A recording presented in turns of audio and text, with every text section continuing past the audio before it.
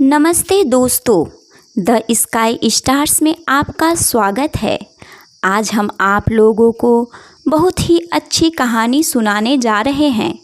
जब एक पति ने अपने ससुराल वालों का मजाक बनाया तो पत्नी ने अपने मायके वालों की बेइज्जती को बर्दाश्त न कर सकी। तब उसने अपने पति को सबक सिखाया। पूरी रात पंडित जी द्वारा शादी कराने के बाद अब विदाई का समय था। निशा अपनी माँ से मिलने के बाद अपने पिता से लिपटकर रो रही थी और वहाँ मौजूद सभी लोगों की आंखों में आंसू थे। उस समय निशा ने घूंघट निकाला हुआ था और अब उसका विदा होकर ससुराल जाने का समय हो गया था। जैसे ही निशा रोती हुई कार में बैठने लगी, तभी उसकी छोटी बहन रोती हुई उससे दोबारा लिपटकर रोने लगी। तभी गाड़ी के पास खड़े निशा के पति श्याम से उसका दोस्त दिनेश कहता है, अरे यार श्याम, यहाँ से घर पहुँचते ही सबसे पहले होटल पंचकूला चलेंगे। वहाँ एक बढ़िया सा खाना खाएंगे, क्योंकि यहाँ तेरे ससुराल में तो एकदम घटिया खाना था। ऐसा खाना तो हमारे यहाँ कुत्तों को भी नहीं खिलाते।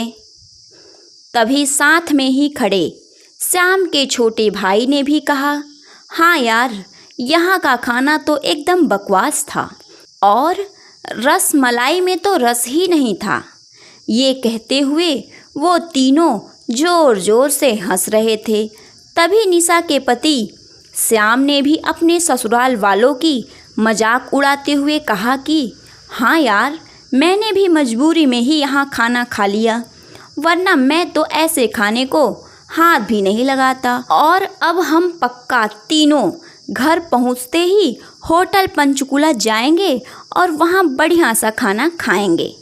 अपने पति के मुंह से ऐसी बातें सुनकर निशा कार में बैठती बैठती रुक गई और उसने गुस्से में सबके सामने अपना घूंघट हटाते हुए कार के दरवाजे को ज़ोर से बंद किया और आंखों में आंसू लिए निशा अपने पिताजी के पास चली गई और उनका हाथ पकड़कर उसने कहा कि पिताजी, मैं ससुराल नहीं जाऊंगी, मुझे ये रिश्ता बिल्कुल मंजूर नहीं है।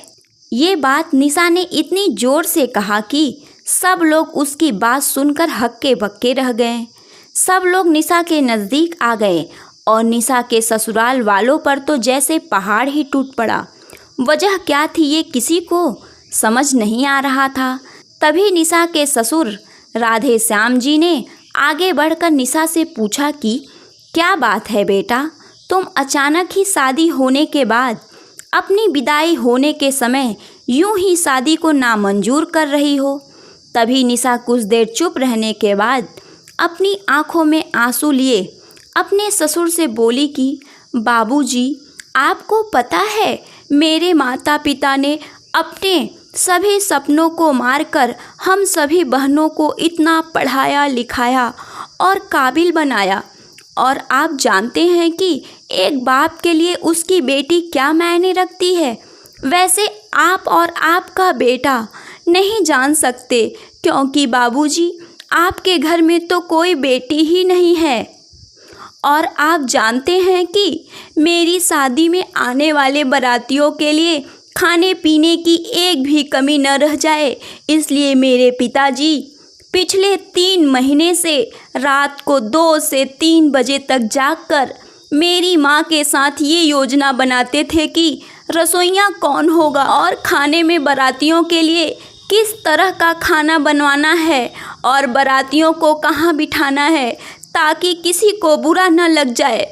और शायद आप नहीं जानते हैं कि मेरी माँ ने पिछले 1 साल से एक भी नई साड़ी नहीं खरीदी है, क्योंकि मेरी शादी में पैसों की कोई कमी न रह जाए।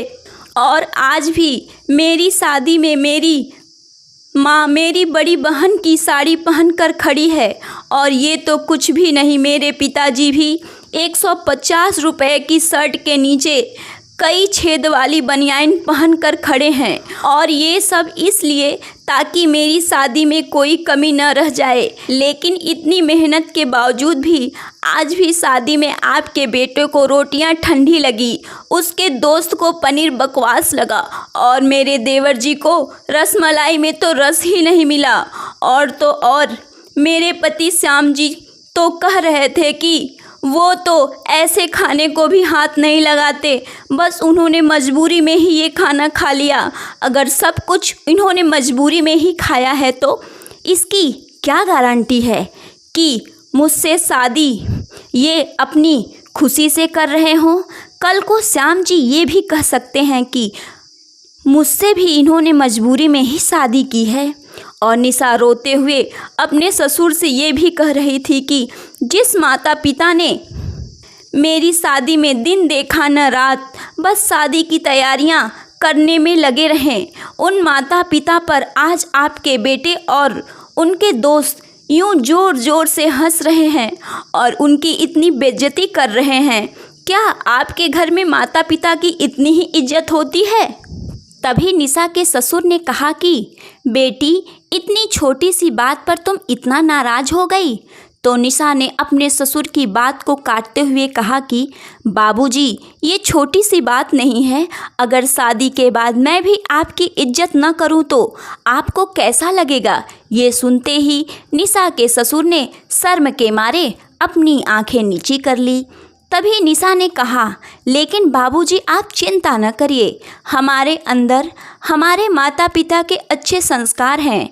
किसी की बेइज्जती करना ये सब हमारे माता पिता ने हमें कभी नहीं सिखाया। ये सुनते ही निशा के पिताजी दया शंकर जी ने आंखों में आंसू लिए अपनी बेटी को गले से लगा लिया और उससे कहा कि बेटी, मुझे गर्व है कि तू मेरी बेटी है और अब तू शांत हो जा बेटी। तुझे मेरी कसम, तू इन्हें माफ़ कर दे और खुशी खुशी अपने ससुराल चली जा। तभी निशा का पति श्याम भी निशा के पिताजी और निशा से हाथ जोड़कर माफ़ी मांगता है और ये कहता है कि बाबूजी, मुझे माफ़ कर दो, सारी गलती मेरी है। लेकिन आज आपकी बेटी ने मुझे माता पिता का इज्जत करना सिखा दिया है। आज के बाद मैं हर किसी के माता पिता का सम्मान करूँगा, मैं उनकी कभी बेइज्जती नहीं करूँगा। उसी वक्त निशा के ससुर राधे श्याम जी भी आगे आकर अपनी बहू निशा के सर पर हाथ रखकर कहते हैं कि मैं तो बहू लेने आया था, लेकिन ईश्वर बहुत कृपालु है, उसने मुझे बहू के रूप में एक बेटी दे दी है, वो भी इतने अच्छे संस्कार वाली, जो कि माता पिता का इतना सम्मान करती है। और बेटी, अब मेरे कहने से इन नालायकों को माफ़ कर दे, मैं हाथ जोड़ता हूँ बेटी तेरे सामने। तभी निशा अपने ससुर जी के दोनों हाथों को पकड़ लेती है और कहती है कि नहीं बाबूजी, आप मेरे पिता जी के समान हैं, कृपया आप मेरे सामने हाथ मत जोड़िए। तभी निशा के पिताजी दया शंकर जी भी कहते हैं, समधी जी, आप मेरी बेटी के सामने हाथ जोड़कर कृपया हमें शर्मिंदा मत कीजिए। मेरी आपसे बस इतनी ही प्रार्थना है कि मेरी बेटी को आप अपनी हमेशा बेटी समझना, इससे कभी कोई गलती हो जाए तो इसे माफ़ कर देना। तो राधे श्याम जी ने अपने समधी दया शंकर जी का हौसला बढ़ाते हुए कहा कि आप बिल्कुल चिंता मत करिए, बल्कि अब तो निशा बेटी ही हमारे पूरे घर को संभालेगी और ये हमारे घर की लक्ष्मी है। यह सुनकर निशा के पिताजी बहुत खुश हो जाते हैं और अपनी बेटी को खुशी खुशी विदा कर देते हैं।